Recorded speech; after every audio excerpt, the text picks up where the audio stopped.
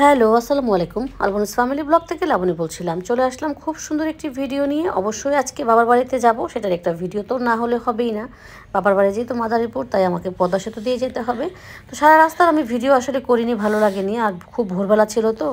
আর সেহরি খেয়ে যেহেতু আমি 6টার মধ্যে বের হয়ে গিয়েছি, এটা কিন্তু প্রায় 7টার দিকের, ভোর 7টার দিকের ভিডিও এটা। যখন পদ্মা সেতুর উপর উঠেছিলাম তখন কিন্তু ছিল 8টা, সাড়ে 8টা মেবি এরকম হতে পারে। আর পদ্মা সেতুর পর থেকে কিন্তু আমাদের বাড়িতে যেতে লাগে মাত্র হচ্ছে 25 থেকে 30 মিনিটের মতো। তো ঢাকা থেকে প্রায় একদম বাড়ি পর্যন্ত লাগে 3 ঘন্টা এরকম। আর যদি জ্যাম না থাকে তাহলে 2.5 ঘন্টার মধ্যেই চলে যাওয়া যায়।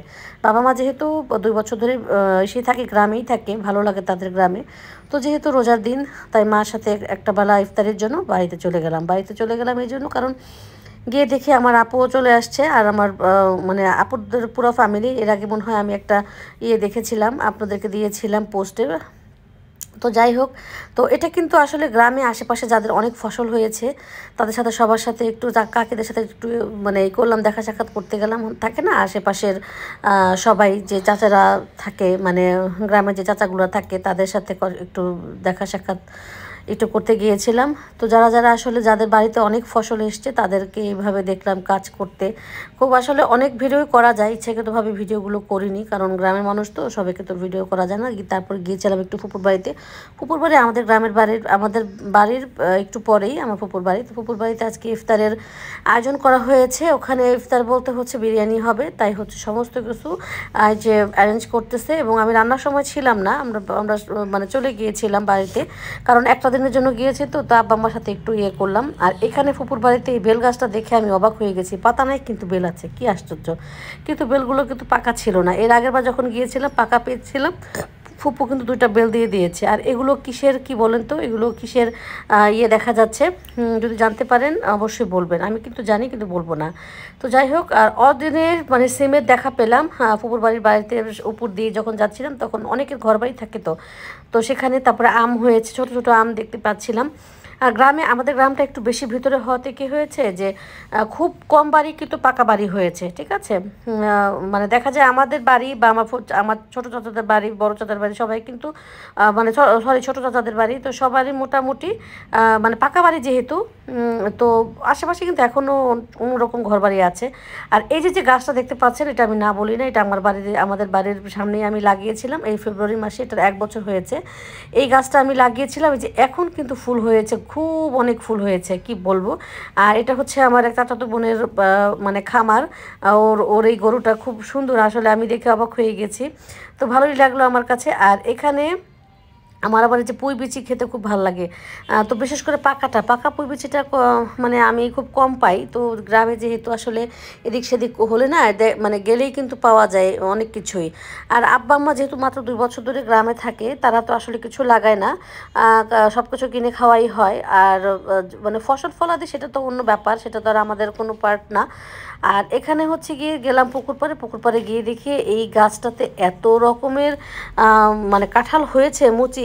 আমাদের এটা আরেকটা চাচার বাড়ি, মানে আব্বার ফুফাতো ভাইয়ের বাড়ির এই কাঁঠাল এত মজা, আমি খেয়েছিলাম গত বছর, কি বলবো।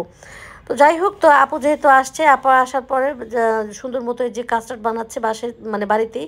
আর কাস্টার্ডের একটা ভিডিও না করলেই না, মিষ্টিটা একটু কম হয়েছিল, খুব ভালো লেগেছিলো। আপা এটা খুব ভালো করে। আর আমার বোন যেহেতু চ্যানেল আছে, ও সুন্দর মতো কিন্তু খুব ভালো ভালো রান্না করে আর কি। আর কাস্টারটা খেয়েও খুব ভালো লেগেছে। আপা যখন বানাচ্ছিল, আমি কিন্তু কোনো কাজ করতে পারি না, আসলে কোনো কাজ করিই নাই। আপা ইফতারি বানিয়েছে, তারপরে আমাদের বাড়িতে আমার যে বুয়া আছে উনি খুব সুন্দর মতন কাজ করেছে, চাচাতো বোন করেছে, আম্মা করে। আমার আসলে করতে হয় নাই। আমরা 2 বোনই কিন্তু একটা দিন ছিলাম। আপা অবশ্য সকালে গিয়ে সন্ধ্যার পরে চলে গিয়েছে। আর আমি এসেছি হচ্ছে গিয়ে যেদিন গিয়েছি তার পরের দিন সকালবেলা। এদিকে চাচাতো বোন এই যে বাঙ্গি কাটছিল, তো খুব সুন্দর করে সে বাঙ্গিগুলো কেটে একটু মানে করেছিল, ফ্রিজে রেখেছিল। আর এদিকে আপা কিন্তু ইফতারি ভাজাভাজি করা শুরু করে দিয়েছে। এটা কিন্তু শাকের বড়া ছিল। আপু এগুলো যখন ভাজা শুরু করেছে তখন আমি ছিলাম না, আমি একটু বাইরে গিয়েছিলাম আসলে। আর আমি কিন্তু কোনো শুক্রবারে কোনো ভিডিও তেমন দিতে পারিনি, 2টা কি 3টা দিয়েছিলাম মনে হয়।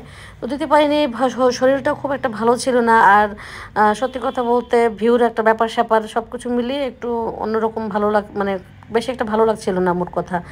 আর এই তো আস্তে আস্তে বাসায় আমি যা যা ইফতারি বানিয়েছিলাম আসলে আপু সেগুলোই করেছিল। আর আমাদের মেন উদ্দেশ্য ছিল যে হচ্ছে গিয়ে আম্মার সাথে একটু ইফতারি করব, আব্বা আম্মার সাথে। তারা যেহেতু একা থাকে, কিছুদিন আগে আমার ছোট ভাই গিয়েছিল, আবার কিছুদিন পর যাবে আমার মেজো ভাই, বড় ভাইয়া। তো 5টা ভাই বোন তো আমরা, তো দেখা যায় কি যে পালাক্রমে কিছুদিন পর পরই আমরা যাই আব্বা আম্মার সাথে দেখা করতে আর কি। আর এই তো আপা কিন্তু ইফতারি বাড়তেছে খুব সুন্দর করে, আম্মা ইফতারি বাড়তেছে। বাড়িতে যেহেতু হুজুর আছে, হুজুরকেও খাবার দিয়ে আসতে হবে, মানে মসজিদে। এখানে আমাদের এখানে বিশাল মসজিদ আছে। তো গ্রামে আজকে 2জন ইফতারি আয়োজন করেছে। ইফতারি মানে হচ্ছে গিয়ে কিন্তু বিরিয়ানি, আমি আগে বলেছি। আর এটা তো আমার চাচাতো বোন ওদের গাছের যে বেল, সেই শরবত বানিয়ে সবাইকে পরিবেশন করছে। আপা কিন্তু ইফতারি বাড়াবাড়ি করছে, আমিও কিন্তু বসেই ছিলাম। আর কাউকে দেখালাম না, আসলে এই ধরনের কাজগুলোই দেখানো হয়, কাউকে না দেখানোটাই আমি মনে করি ভালো, কারণ কারোর মানে পারমিশন ছাড়া কিন্তু করা যায় না। আর ফুডগুলো এত মজা হয়েছিল, ইফতারি তো আমার বোনের ইফতারি মানে হচ্ছে একদম সেরা, আমি আমি বলবো খুবই সুন্দর হয়েছিল। আর আব্বা আম্মার সাথে দেখা করতে এসেছি তার মানে এই না যে আম্মাকে বানিয়ে মানে খাওয়াতে হবে। আব্বা আম্মা খুব খুশি হয়েছে, আসলে আমরা এভাবে সারপ্রাইজ দিয়েছিলাম আব্বা আম্মাকে দেখার জন্য, গিয়েছিলাম, খুব ভালো লেগেছিল আর কি। ইচ্ছা ছিল আরও কয়েকদিন থাকবো, কিন্তু সম্ভব না, যেহেতু হাজব্যান্ড গিয়েছে, অফিস আছে। আজকে এই পর্যন্ত, সবাই ভালো থাকবেন, সুস্থ থাকবেন, আল্লাহ হাফেজ।